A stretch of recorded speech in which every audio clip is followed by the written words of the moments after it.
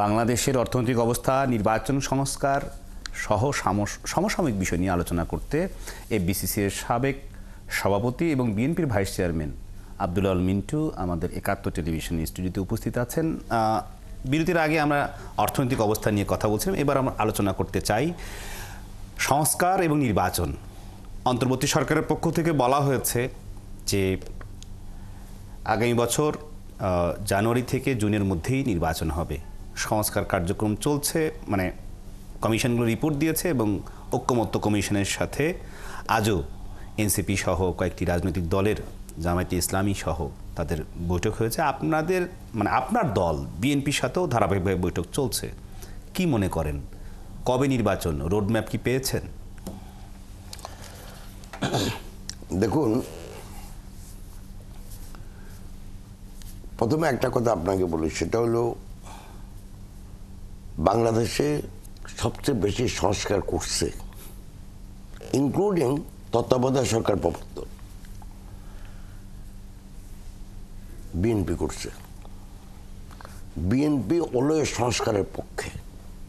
আপনি যদি আমাদের দলের নেত্রী বেগম খালেদা জিয়ার ভিশন 2030 কাগজটা ভালো করে পড়েন, এখন থেকে যেটা 6-7 বছর আগে দেওয়া হয়েছে, দেখবেন যে ওটা পুরোপুরি সংস্কার রিলেটেড।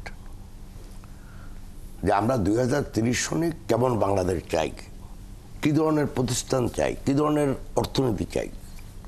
পরবর্তীকালে এখন থেকে প্রায় 3 বছর আগে আমাদের অ্যাক্টিং চেয়ারম্যান সাহেব একটা সংস্কার প্রস্তাব দিচ্ছে জাতির সামনে, 27 দফা বলি আমরা সেটাকে। তো এরপরে এই 27 দফা থেকে যখন আমরা আমাদের সব যারা যুগপৎ আন্দোলন করছি ওদের সাথে আমরা যখন আলাপ আলোচনা করলাম, তাদেরও কিছু প্রস্তাব ছিল, সেগুলিকে ইনক্লুড করে এটাকে 31 দফা করা হয়েছে। তো সংস্কারের ব্যাপারে তো এই সরকার আসার আগেই আমরা সংস্কার প্রস্তাব দিয়ে রাখছি যে আমরা এই সংস্কার বাংলাদেশে চাই এবং আমরা করব সুযোগ পেলে। 2 নম্বরে আপনি আসেন যে আমরা 2010 সাল থেকে 16 বছর এই পলাতক সরকারের অত্যাচার, নির্যাতন, জেল, জুলুম এগুলি সহ্য করে কিন্তু আমরা একটা অবাধ, সুষ্ঠু, গ্রহণযোগ্য নির্বাচনের জন্য আমরা আন্দোলন সংগ্রাম করে আসতেছি।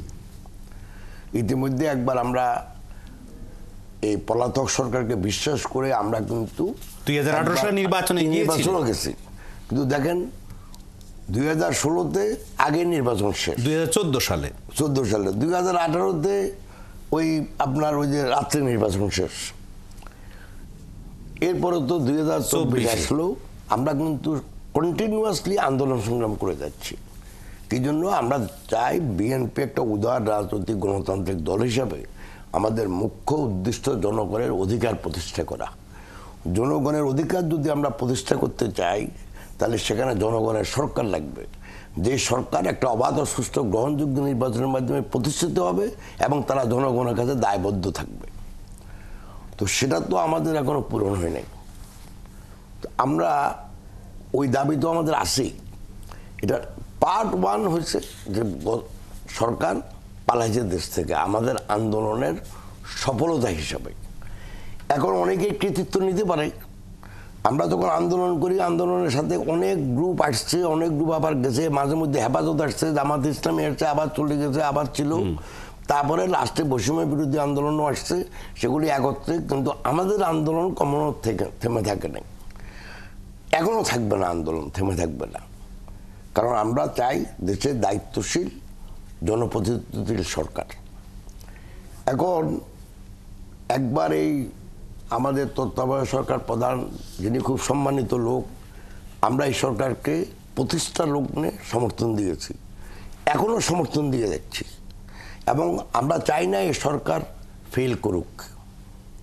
কিন্তু এটাও আমরা চাই যে অবিলম্বে বলতে আমাদের দল বলছেন ডিসেম্বরের ভিতরে আমরা ইলেকশন চাই।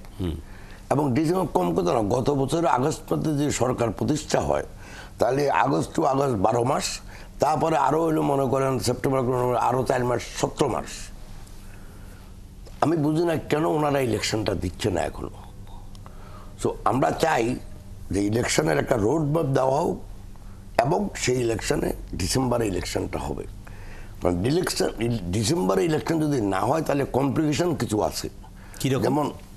যেমন ধরেন ফেব্রুয়ারির মধ্য ফেব্রুয়ারি থেকে রমজান শুরু হবে, তারপরে আমাদের দেশে মার্চ এপ্রিলে হয় নর্মালি ইন্টারমিডিয়েট পরীক্ষা এবং মেট্রিক পরীক্ষা, তারপরে আবার আরেকটা ঈদ আসবে, তারপরে হলো গরম বৃষ্টি। যদিও একবার বাংলাদেশের ইতিহাসে আগে জুন মাসে একবার ইলেকশন হয়েছে, কিন্তু সেই ইলেকশনের প্রিপারেশন কিন্তু অনেক দিন থেকে নিছে। তো এখন আমরা চাই একটা রোড ম্যাপ, যে road map will include election date, এবং সেটা আমরা চাই ডিসেম্বরের ভিতরে যদি হয় তাহলে দেশের জন্য ভালো হবে, দেশের অর্থনীতির জন্য ভালো হবে, দেশের রাজনৈতিক এবং অর্থনৈতিক দুটারই উন্নয়নের জন্য ভালো হবে।